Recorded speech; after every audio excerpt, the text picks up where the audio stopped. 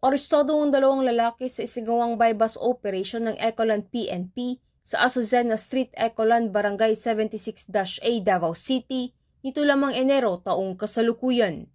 Kinilala ni Police Major Butch Kevin Rapiz, Acting Station Commander ng Ecoland Police Station, ang mga sospek na si Neles Bay, na isang top 5 city level, 22 taong gulang, at alias Joshua, 24 na taong gulang na pawang mga residente ng Barangay 76-A, Davao City.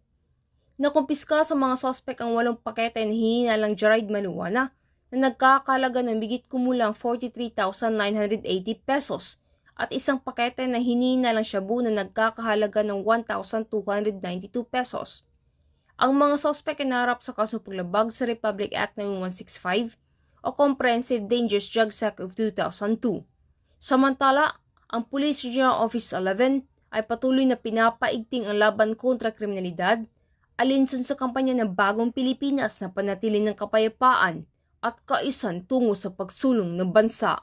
Mula dito sa Rion 11, ako yung PNN Correspondent Protoluman Sheena May Ilagan, alagad ng batas, taga-taguyod ng Balitang Pulis.